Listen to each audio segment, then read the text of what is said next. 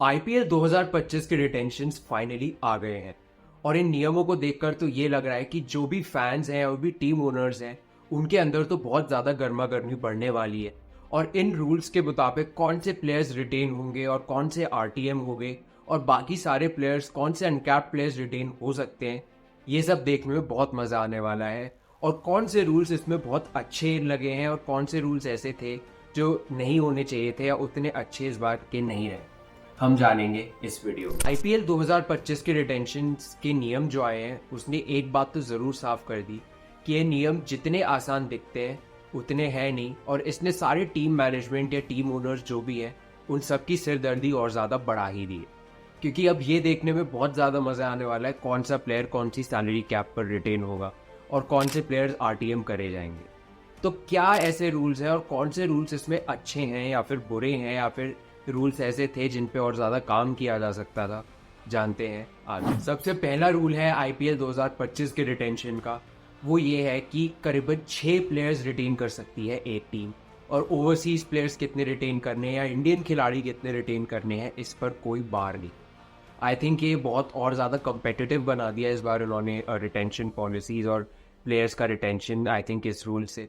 और इसमें जो सैलरी कैप दिया गया है जो कि है कि पहले रिटेंशन को 18 करोड़ मिलेंगे, दूसरे को 14 करोड़, तीसरा रिटेंशन 11 करोड़ पे और चौथा और पांचवा फिर से 18 और 14 करोड़। अब इससे एक और दिलचस्प बात ये हो गई है कि जो लास्ट के चौथे और पांचवे रिटेंशन होंगी उस पर टीम काफ़ी ज़्यादा सोचेंगी कि कौन से खिलाड़ी ऐसे हैं जिनको 18 करोड़ या 14 करोड़ बाद में देने। एंड मुझे नहीं लगता कि सब टीम्स जो है वो अपने 5 या 6 रिटेंशन पूरे के पूरे रिटेन करें, बिकॉज आरटीएम कार्ड का भी रूल है और काफ़ी खिलाड़ी ऐसे हैं हर टीम में जो आरटीएम कार्ड से भी वापस लाए जा सकते। तो I think right to match card की वापसी हुई है जो कि एक बहुत ही अच्छा साइन है एंड टीम्स के लिए बहुत अच्छा है कि वो कम पैसों में भी अपने प्लेयर्स जो उन्होंने बनाए हैं उन्हें वापस ले सकते। और इसके अलावा 18 करोड़ और 14 करोड़ में कौन सा प्लेयर उसकी वैल्यू रखता है या कौन से प्लेयर ऐसा है जो सैलरी कैप को जस्टिफाई करता है, ये देखना भी बहुत दिलचस्प होगा हर एक टीम के। जैसे अगर अब हम एक एग्जांपल ले, जैसे सनराइजर्स हैदराबाद है, वो Travis Head, Pat Cummins, Heinrich Klaasen तीनों को रिटेन कर सकते हैं और अभिषेक शर्मा को भी रिटेन कर सकते हैं। तो इससे उनका जो भी ओवरसीज प्लेयर्स का ग्रुप था वो पूरा रिटेन हो जाता है। बट यहाँ पे एक चीज़ है जो देखने लायक होगी इनके पास, वो ये है कि कौन से प्लेयर को वो कितना पैसा देना चाहेंगे। क्या उन्हें लगता है कि ट्रैविस हेड को वापस से 14 करोड़ देने चाहिए, या फिर अभिषेक शर्मा अगर चौथे रिटेंशन बनते हैं तो उनको 18 करोड़ वापस मिलेंगे। ये सारी देखने वाली बातें होगी। और यहीं पे अगर हम मुंबई इंडियंस की भी बातें करें तो उनका तो हम इतने टाइम से सुनते आ रहे हैं कि उनकी रिटेंशंस का क्या होगा, क्या रोहित शर्मा उनके साथ रुकेंगे या नहीं रुकेंगे, क्या स्काई कैप्टन बनेंगे मुंबई के, ये सारी देखने वाली बात होगी। और रिटेंशन या सैलरी कैप्स भी वो अपने सारे इंडियन खिलाड़ी रिटेन कर सकते हैं, बट कितने प्राइस पे करेंगे और कौन से प्लेयर्स हैं जो उस प्राइस पे रिटेन होने को भी मान जाएंगे, ये भी बहुत देखने वाली बात होगी। तो आई थिंक ये टीम्स ऐसी है जिनके लिए बहुत ज़्यादा आई थिंक चैलेंजिंग रहने वाला है और इन्हीं के डायनामिक्स देखने में सबसे ज़्यादा हमें मज़ा आया। और अगर हम बाकी टीम्स की बात करें वो भी आई थिंक 3 से 4 रिटेंशंस का सोचेंगी और एक अनकैप्ड प्लेयर का भी सोचेंगी जो सिर्फ 4 करोड़ की जिसकी कीमत हो। तो आई थिंक वही होगा कि अनकैप्ड का। बट एक चैलेंजिंग बात सब टीम्स के लिए ये होगी कि अगर उन्होंने 5 या 6 खिलाड़ी रिटेन कर लिए तो उनके करीबन 75 से 80 करोड़ सारे रिटेंशन में ही चले जाएंगे और उनको बाकी जो उनके पैसे बचेंगे उससे उनको बाकी की टीम बनानी। तो आई थिंक यही है कि सारी टीम्स तो नहीं देखेंगी 4 से 5 प्लेयर, 5 से 6 प्लेयर को रिटेन करने के लिए। एंड आई थिंक ये एक बहुत बड़ा एक चैलेंज होगा, या फिर मतलब बहुत दिमाग लगाना पड़ेगा हर एक टीम को कि कौन से प्लेयर्स रखने हैं। जैसा मैं कहता आ रहा हूँ आरटीएम किसे करेंगे। तो इस रूल को तो मेरी तरफ से थम्स अप है एंड मुझे लगता है बहुत ही बढ़िया रूल बनाया गया है। विद बजट भी इंक्रीज हुआ है और अनकैप्ड खिलाड़ी के 4 करोड़ के जो बजट है वो भी टीम्स रख सकती हैं। दूसरा रूल जो रिटेंशन पॉलिसी में आया है वो है इंक्रीज मैच फी का। ये एक इंक्रीमेंट की तरह है कि मतलब अगर एक प्लेयर जिसको ऑप्शन में मान लीजिए 20 या 30 लाख में लिया गया हो एंड वो अगर इम्पैक्ट प्लेयर बनकर खेल रहा है या फिर वो प्लेइंग 11 का हिस्सा बन रहा है टीम का, तो उसका एक बहुत अच्छा चांस है कि अगर वो सारे मैचेस खेलता है या 8 से 10 मैचेस भी खेलता है तो उसको अच्छे खासे पैसे उस इंसेंटिव के थ्रू मिल सकते हैं। और इंसेंटिव ये है कि 7.5 लाख रुपए हर मैच में उनको एक्स्ट्रा मिलेंगे जो कि उनकी ऑक्शन प्राइस से ज़्यादा होगा एंड अलग से उनको अलग से मनी मिला करेंगे।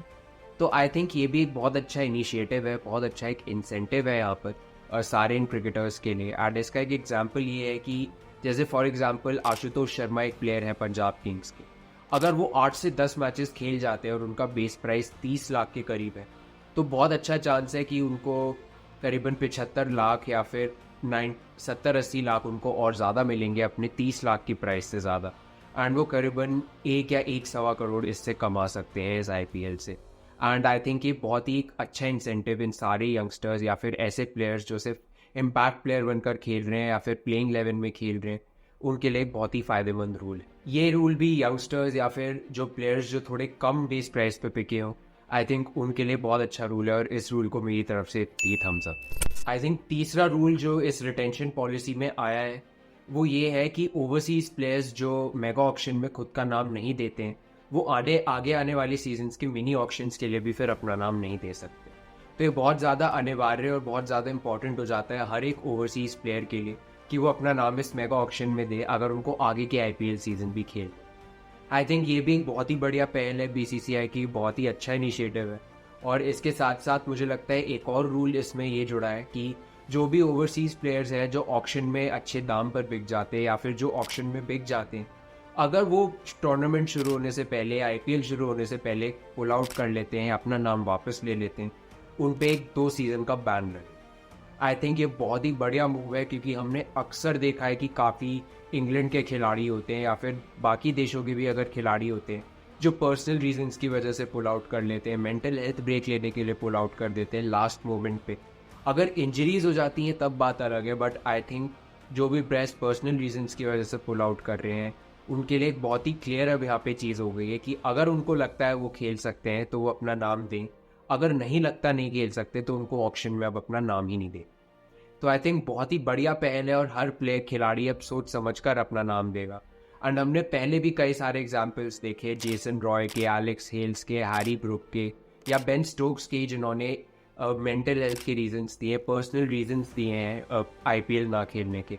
अब वो ऐसा नहीं कर सकते। एंड अगर अब उन्होंने अपना नाम दिया है और वो IPL टीम में अगर उनको सेलेक्ट किया गया है तो उनको खेलना ही पड़ेगा। इस रूल को तो मेरी तरफ से बहुत ही बड़ा थम्स अप है। अब हम चलते हैं अगले नियम पर IPL रिटेंशंस के, और वो ये है कि अनकैप्ड प्लेयर का रिटेंशन भी, जो भी 5 या 6 खिलाड़ी अगर टीम रिटेन करती है तो उनको कम से कम एक अनकैप्ड प्लेयर रिटेन करना पड़े। खैर रूल वैसे तो ठीक है कि मतलब अनकैप्ड प्लेयर आप रिटेन कर सकते हो और उसकी रकम जो होगी वो कम होगी, बट इसमें एक चीज़ है जो मुझे उतनी अच्छी नहीं लगी। वो ये है कि ये रूल मुझे ऐसा लगा है कि सिर्फ MS धोनी के लिए बनाया गया, क्योंकि एक रूल ऐसा भी है कि जो खिलाड़ी जिसने इंटरनेशनल क्रिकेट इंडिया के लिए 5 साल या उससे ज़्यादा से नहीं खेला है वो एक अनकैप्ड खिलाड़ी बनकर खेलेगा। और हम अक्सर मतलब ये देखा जाता है कि IPL जो है वो MS धोनी की बदौलत ही चलता है। एंड MS धोनी की वजह से काफ़ी ज़्यादा व्यूअरशिप, स्पॉन्सरशिप्स, बहुत सारी चीज़ें IPL में हमें देखने को मिलती है।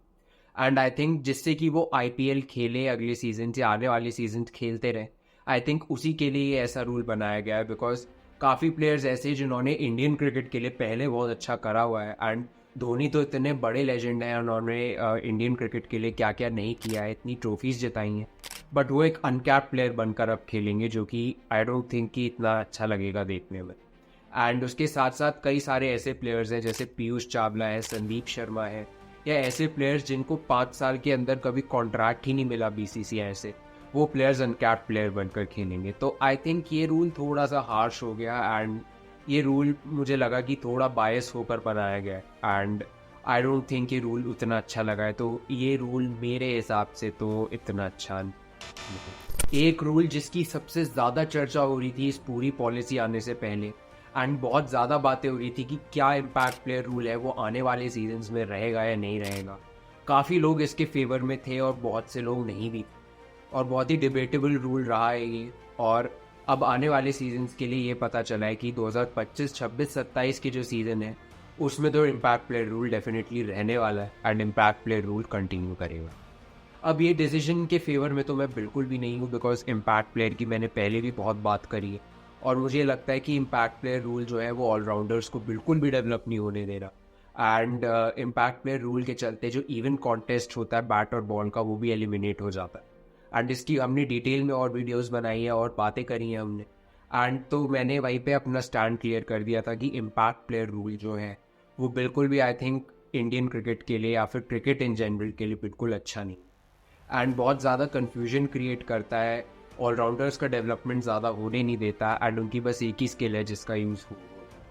बस एक ही फ़ायदा इस रूल का ये दिखता है कि आपको कभी कभी कंपटीशन देखने को मिल जाता है दोनों मतलब बैटिंग या बॉलिंग टीम के हिसाब से, एंड वही है जो मतलब थोड़ा सा थ्रिल देता है इम्पैक्ट प्लेयर रूल को। बाकी तो आई डोंट थिंक, एंड ये भी है कि थोड़े जो नए प्लेयर्स हैं या फिर जो प्लेयर्स ऐसे हैं जिनको आप बस टीम में फिट इन करना चाहते हो, यंग एंड प्रॉमिसिंग प्लेयर्स, उनको भी मौका मिल जाए।